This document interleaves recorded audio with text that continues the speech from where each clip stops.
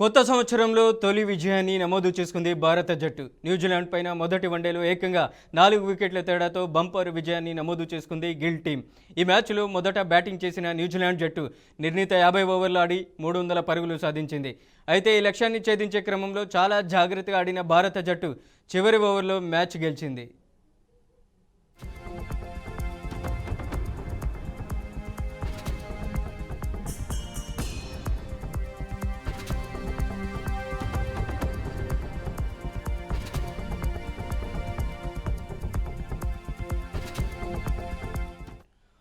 300 పరుగుల లక్ష్యాన్ని ఛేదించే క్రమంలో విరాట్ కోహ్లీ 93 పరుగులు చేయగా కెప్టెన్ గిల్ 56 పరుగులతో దుమ్ము లేపాడు.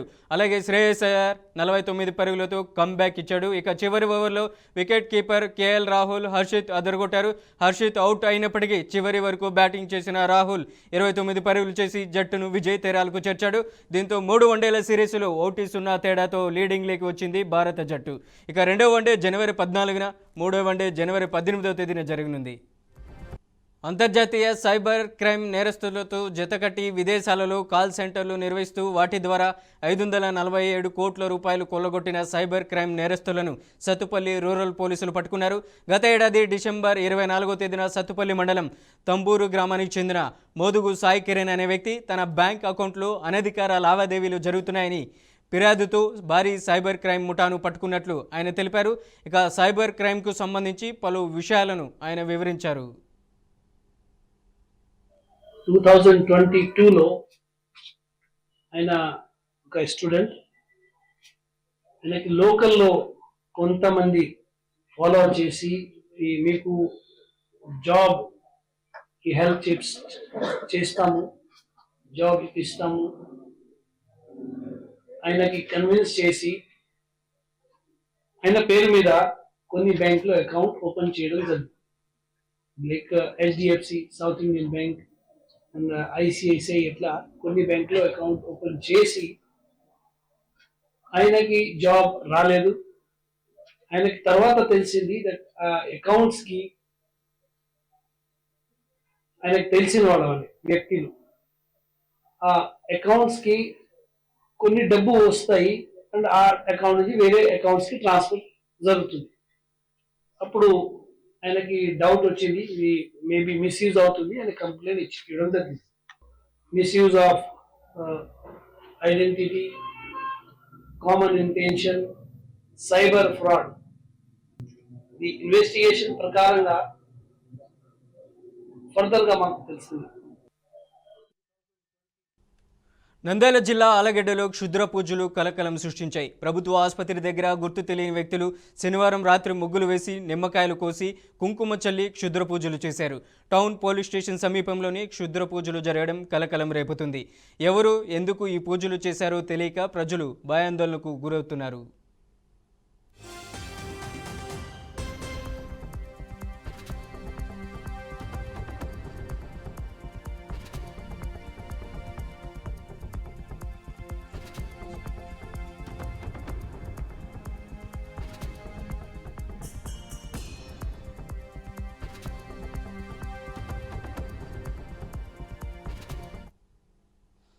ఎర్రగొండపాలెంలో వైసీపీ ఎమ్మెల్యే తాటిపత్తి చంద్రశేఖర్ ఆధ్వర్యంలో జరుగుతున్న జాతీయ స్థాయి ఎడ్ల పందాల ప్రారంభోత్సవంలో పాల్గొన్న వైసీపీ నాయకులు మాజీ మంత్రి వెల్లంపల్లి శ్రీనివాస్ కూటమి ప్రభుత్వంపై ఘాటైన విమర్శలు చేశారు. వయసులపై దాడులు జరుగుతుంటే సీఎం చంద్రబాబు, హోంమంత్రి ఖండిస్తున్నారే తప్ప పోలీసులపై చర్యలు తీసుకోవడం లేదని మండిపడ్డారు. కూటమి ప్రభుత్వం వచ్చాక రాష్ట్రంలో ఆరే వయసులపై దాడులు పెరిగాయన్నారు. ఎన్టీఆర్ విగ్రహం కోసం 1750 కోట్లు ఖర్చు చేస్తున్న కూటమి ప్రభుత్వం రాష్ట్రం ఏర్పాటు కోసం కృషి చేసిన పొట్టి శ్రీరాములు విగ్రహం ఏర్పాటు కోసం చందాలు వసూలు చేస్తున్నందుకు సిగ్గుపడాలన్నారు. ఆ దాడులు చేశారయ్యా, వాటి మీద శిక్షించమని చెప్పని ఊరు మొత్తం కూడా ఏకతాటి మీద బంద్ చేస్తే వీఆర్ పంపించి చేతులు దులుపుకున్నారు. కానీ చంద్రబాబు గారు దిగ్భ్రాంతి వ్యక్తం చేశారు. హోమ్ మినిస్టర్ గారు వాళ్ళతో మాట్లాడారు. ఏం చేశారు ఇంతకీ? హోమ్ మినిస్టర్ గారు మాట్లాడారు, బాగానే ఉంది. చంద్రబాబు గారు ఈ సంఘటన ఖండించారంట. ఖండిస్తే సరిపోయింది, నువ్వు ముఖ్యమంత్రి కూడా ఖండిస్తావా? ఆ ఎస్ఐ మీద యాక్షన్ తీసుకోవా? ఎస్ఐని సస్పెండ్ చేయరా? ఎస్ఐని ఇక్కడ తీసారా? అంటే వీఆర్లో పెట్టేసి అతను చక్కగా మీరు కొట్టారు కదా అని చెప్పని ఒక అవార్డు ఇచ్చి కూర్చోబెడతారా మీరు? ఇదేనా మీరు ఆర్యవేసుల మీద చూపెట్టే ప్రేమ? ఇదేనా? మళ్ళీ మొన్న దర్శి మండలంలో ఆ సత్యనారాయణ అని చెప్పని రేషన్ డీలరు ఏదో వాళ్ళు మా ప్రభుత్వం మారింది, నువ్వు రాజీనామా చేయమని చెప్పి ఒత్తిడి తీసుకొస్తే నేను దశాబ్దాలుగా నేను వ్యాపారం చేసి రేషన్ డీలర్షిప్ చేస్తున్నాను అని చెప్పని ఆ రేషన్ని నేను రాజీనామా చేయని కోర్టుకి వెళ్ళి స్టే తీసుకొస్తే అతను కిడ్నాప్ చేయడం, అతను కిడ్నాప్ చేసి భయపడితో గుళ్ళోకి వెళ్ళి దాక్కుండా అతని మీద తప్పుడు కేసులు పెట్టడం.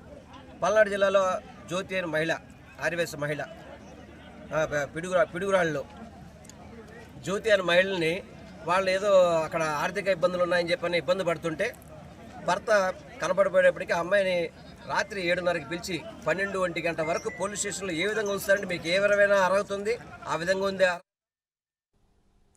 దురాక్రమణదారులు సోమనాథుడి ఆలయంతో పాటు భారత్పై దండయాత్రలు చేసి నాశనం చేయాలని అనేక ప్రయత్నాలు చేసిన ఆలయం భారత్ రెండు తట్టుకొని నిలబడగలిగాయని ప్రధాని నరేంద్ర మోదీ అన్నారు. సోమనాథుడి ఆలయం ఇది కేవలం చరిత్ర మాత్రమే కాదని మన ధైర్య సాహసాల ఇతివృత్తం అన్నారు.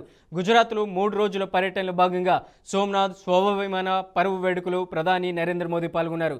ఇవాళ ఉదయం సోమనాథ్ ఆలయంలో అభిషేకం చేశారు. అంతకుముందు శౌర్య యాత్రలో పాల్గొన్నారు. ఈ శౌర్య యాత్రలో పాల్గొన్న 108 అశ్వాలు సైతం పాల్గొన్నారు. ప్రధానంగా అక్కడ ఉన్నటువంటి ఏర్పాటు చేసిన ఈ కార్యక్రమంలో ప్రధాని మోదీ మాట్లాడారు.